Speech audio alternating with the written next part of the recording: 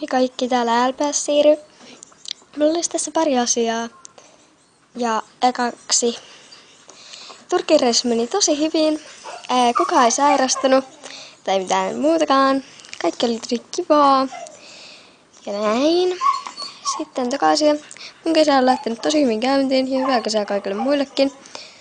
Mitäs teillä on lähtenyt kesä käyntiin? Nyt hiljaa, Terri! Nyt hiljaa! Se on mun koira.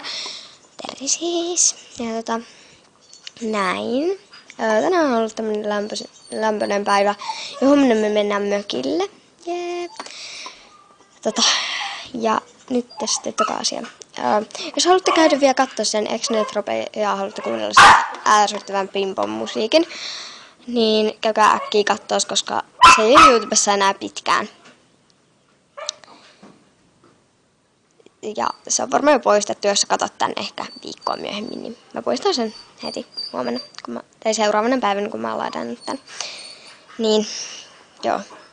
Ja sitten valitan sitä maailmanmatkaajat-sarjaakaan ei ilmesty, koska mä en kerännyt kuvaamaan oikeastaan yhtään. Ja sitten oli kaikkea sählinkiä ja kaikkea tämmöstä.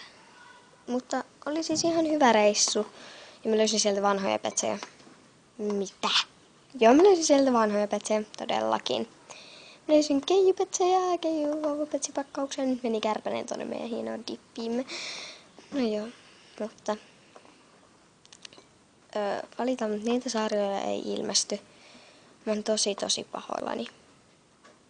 Mutta matkavideo pitäisi tulla jossain vaiheessa. Mä en tiedä yhtään, koska mä en jaksa ladata mun kameran kuvat koneelle ja koska mä jaksan editoida ne. Viimeistään ensi vuonna. Jos se on 2016 joo, vuonna, se ei ole vielä ilmestynyt se matkavideo, niin oikeesti saatte lopettaa tilauksen, koska silloin mä oon pettänyt ittenikin. Joo, kyllä se varmaan ennen talvea tulee, ehkä. Mut oikeasti, kohta on jo heinäkuu. Okei, tänään on vasta 20. päivä. Joo, kai.